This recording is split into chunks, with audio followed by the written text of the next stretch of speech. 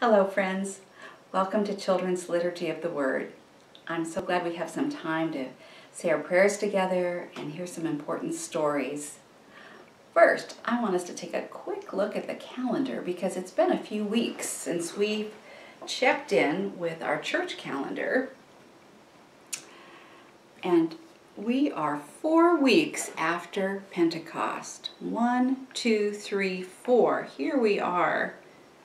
The 4th week after Pentecost. You see this big, long, green growing season that we are in right now.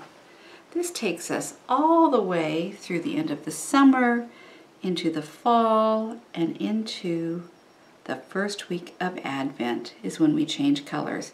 But we've got a lot of green ahead of us, which means we've got lots of time to grow, grow, grow. I wanted to start with a prayer today. This is from our Sheltered at Home prayers, and I don't know what time it is for you. Are you watching this video in the morning or in the afternoon or before bed? I don't know. But the prayer I'm going to read is a morning prayer.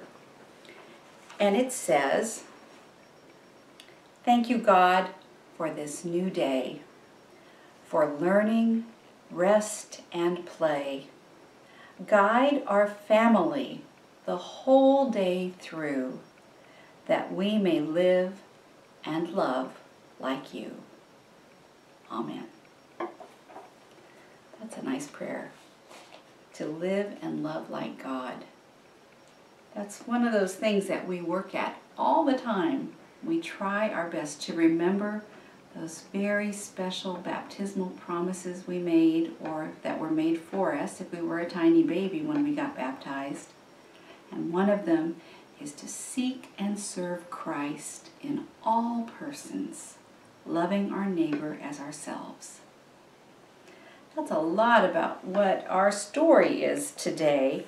And our bulletin, the cover of it says, "Here I am." And there are many stories in sacred scripture, either from the Old Testament or the New Testament, when someone was answering God's call and they said, "Here I am." We even have a beautiful song we sing at church that says, "Here I am, Lord." So there are lots of interesting things, word search and connect the dots, and lots of opportunities to make your own artwork. And this back page talks about the Gospel of Matthew. The Gospel of Matthew, which says, "Whenever you help someone, think of that person you're helping just like they were Jesus. Just like you met Jesus and he needed some help and you helped him out." That's how Jesus is asking us, or inviting us, to live and love. And so one of the phrases we have from the Gospel of Matthew is, "Whoever welcomes you welcomes me." Seek and serve Christ in all persons, loving your neighbor as yourself. Jesus invites us to look at the other people in the world just as if we were looking at him, and learning to love other people just like we learn to love Jesus. So part of that loving is welcoming. If you remember the people in the times even before Jesus was born, the people who lived in the desert, they welcomed people who might show up at the tent they were living in the desert, because the desert is so dangerous. In Godly Play we say no one goes into the desert unless they really have to, because the sands shift and people can get lost. So if someone, even a stranger, were to show up at your tent, you would offer them a welcome and some hospitality and help them so that they could be well and continue on their journey. I have a funny picture here, and Tim might be able to zoom in on it. This is a picture taken long ago, and there's a little girl with her toy elephant, but what does the sign say? Strictly no elephants. That's like the opposite, isn't it? That's the opposite of welcome. I think maybe that's just sort of a silly picture, but it's also kind of sweet and sad. Because there'd be nothing wrong with her going in with her little elephant. So Jesus never said everyone is welcome except the elephants. No, everyone is welcome. So those are some big questions you can talk to your family about. What does it mean to welcome someone? Have you ever had someone come to your house and had dinner? Or come for a play date? Or even spend the night with you? You know what that feels like, I'll bet, if you go to someone else's house and you have dinner or you spend the night with them. You know that feeling, whether or not you're welcomed or not. Is it a good feeling? I think it is. One of the things we try to do when we come together at church around the big table in the mural room, you might remember, what do we always make sure that we have at the table? We always have an extra chair, just in case one more person comes in and joins us, even if we are halfway through the lesson or all the way through the lesson and they come at the very end. We want to make sure everyone knows they're welcome. So part of that, recognizing other people, is recognizing who they are and looking at them and seeing them for who they are and recognizing the gifts they have to bring. I have a story, and I don't have the book in a book, but I have a book on my computer. And I'm going to read this story to you. And it's called Something Happened in Our Town. And it's a story about two children in two different families who are asking their families some big questions and some hard questions about what it's like to treat people fairly. So I'm just going to open this up and find the spot, and then we'll hear the story, Something Happened in Our Town.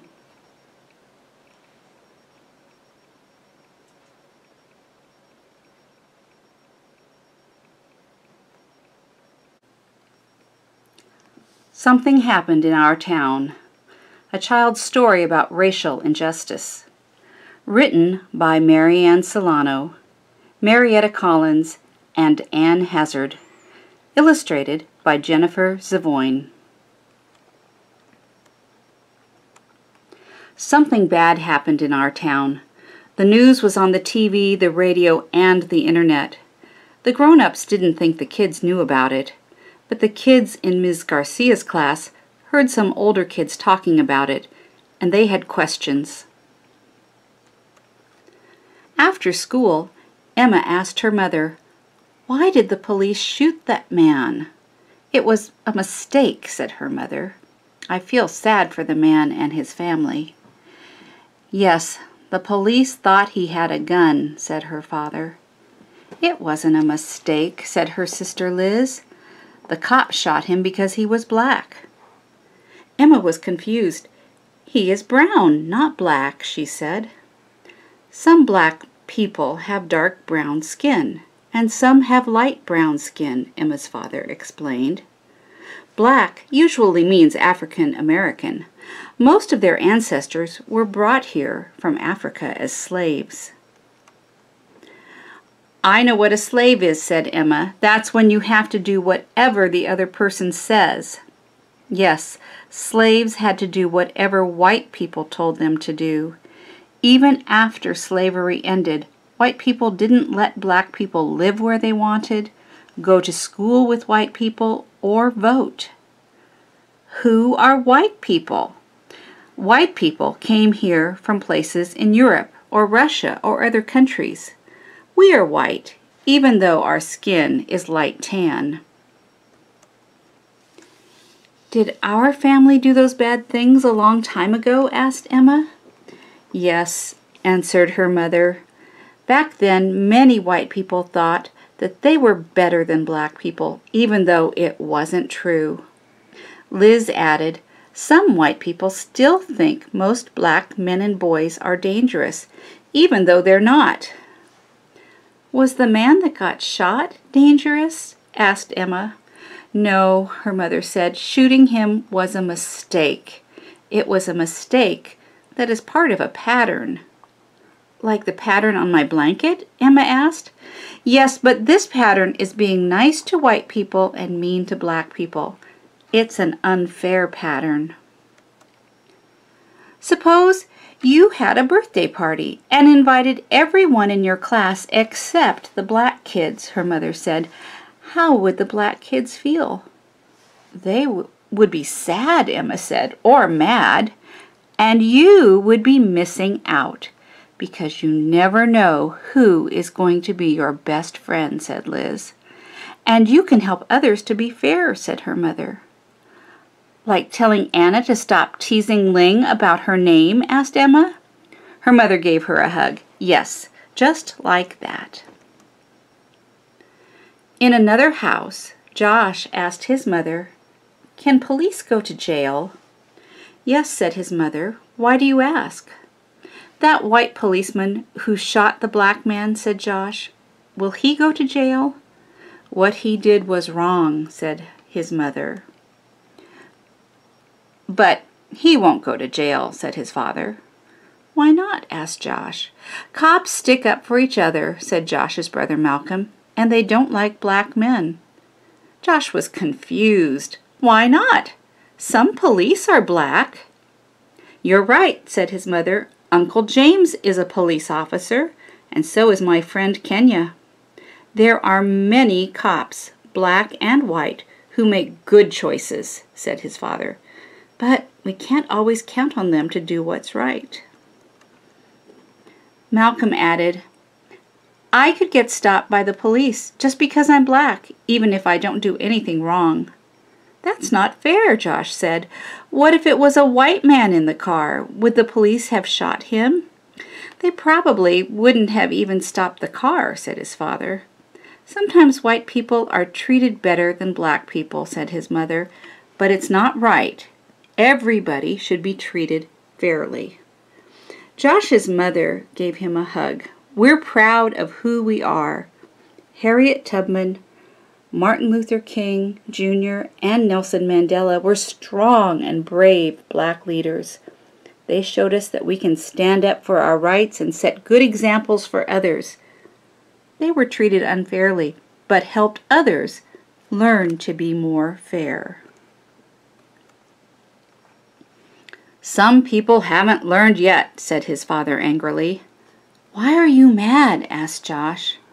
"I'm mad that we're still treated poorly sometimes, but I can use my anger to make things better," said his father. "Black people have a lot of power if we work together to make changes." "I have power," Josh said, "and I'm smart." His father smiled. "You're right." His mother added, "And you can change people's hearts by sticking up for someone who is not treated fairly." "Like how Malcolm sticks up for me when the kids tease me about my glasses?" Josh asked. "He tells them to step off." "Just like that," his parents said. The next day, a new kid joined Emma and Josh's class. His name was Omad, and he was from a country far away. Omad didn't know where to sit or what to do because it was his first day in school. He talked a little bit, but it was hard to understand him. He said he was learning English. After lunch, the class went outside to play soccer. Daniel and Sophia picked kids to be on their teams. All of the kids were picked to be on a team, except Omad. Daniel said Omad probably didn't know how to play because he was new. Sophia said Omad might not be good at soccer. Josh remembered what his mother said about sticking up for people who were treated unfairly. Emma remembered what her mother said about unfair patterns and birthday parties. All of a sudden, Omad wasn't alone. Emma and Josh were leading him to their team. "We have enough kids on our team," Daniel said. "We don't need him." But Josh was ready. "Step off," he said. "He's playing." "Yeah," said Emma. "We don't want to miss out." And just like that, Emma and Josh gained a new friend and started a better pattern in their school. And at the end of this book, there are lots of good notes for parents and people who take care of children. And we are going to find a way to share those notes with your family.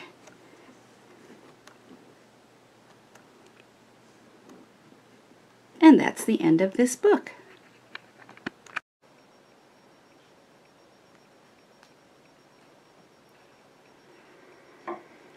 I hope you liked that story. I liked it very much, even though it has a lot of hard questions. And maybe it even caused you to have some funny feelings in your tummy because you were concerned about people. But that's a good thing to share with your family. If reading something or hearing something makes you feel a little concerned, that's a good time to talk to your family and tell them how you're feeling. And together maybe you can learn some new things and have some deeper understanding. I have one virtue I want to talk to you about. And this virtue is the very last one in our book, and our book is alphabetical. So this last virtue starts with the letter U, and it's the virtue of unity. So I'm going to read a couple pieces of what is unity. Unity is a very powerful virtue, and it brings great strength. It is a way of seeing the universe as one, designed by the one who created us all. When you practice unity, you allow yourself to see how everything is connected and depends on one another. So I have thank you, Tim. I have one reading here that is a quote. And a quote is something that I'm going to read to you, and we know someone else said it. And a long time ago, the Reverend Dr. Martin Luther King Jr. said something about unity. Now this has a lot of big words in it, so maybe if you're an older person, 4th or 5th grade, you'll understand this better than if you're in preschool. But don't worry about it. I just want you to hear the words because this is all about unity. And Dr. King said, "We must all learn to live together as brothers and sisters, or we will all perish together as fools. We are tied together in the single garment of destiny." Destiny is where we're going together, caught in an inescapable network of mutuality. Mutuality, that's something shared back and forth between each other. We're all in one big garment, or one big, I don't know, like a parable. What could that garment be? Could it be one big world? One big community? And whatever affects one directly affects all indirectly. For some strange reason, I can never be what I ought to be until you are what you ought to be. This is the way God's universe is made. This is the way it is structured. So Dr. King is talking about the way we're all connected in God's universe. Another thing we know about unity is unity brings peace.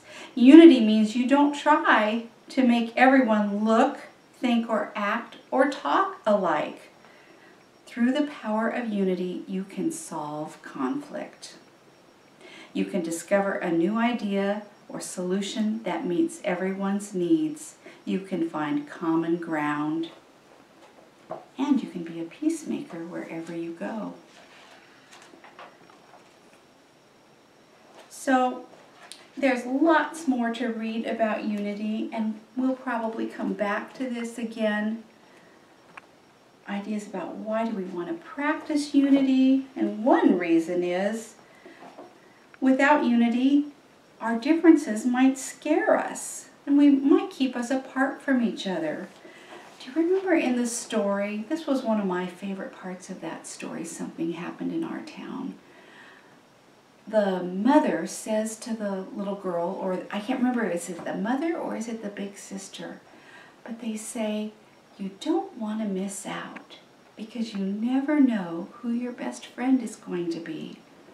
And I thought that was such a good thing to say, because maybe someone looks really different. Maybe they sound different than you do. Maybe they're from a different place than you're from. But you never know. That person might turn out to be your very best friend forever and ever. So one way of practicing unity is that we try our best to treat all people as members of one human family. Just like Dr. King said, one big family, all connected. And we see the gifts in differences. We see that it's a gift, it's a great thing that people are different from each other, because we can each bring something different to our community and to our family and to our experience here on the earth as human beings. And sometimes we need those different ideas and opinions and ways of looking at things so that we can solve our big problems and make things better. So that's the virtue of unity. You know, in the virtues guide that you can look at on the computer, there are even virtues that are listed.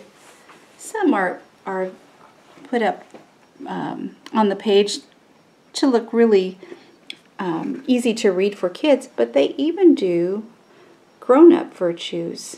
And here's the one they did for unity for the grown-up page. I just thought it was so pretty with the flowers and all the green, and it reminded me of all of us in this green growing season. Our prayer is always to do our best to follow Jesus. Do you remember that song, I've decided to follow Jesus? The cross before me, the world behind me. That the most important thing we do is to follow the way Jesus lived, and that was to love God and love our neighbors as ourselves. And it doesn't matter if you're a teacher, a doctor, an engineer, an artist, a ballet dancer. It doesn't matter. However you express the gifts that God gave you, you can do that with love and with kindness and with unity. We're going to finish today, and this is one of my favorite sayings, and this saying is, when the power of love overcomes the love of power, the world will know peace. When the power of love overcomes the love of power, the world will know peace.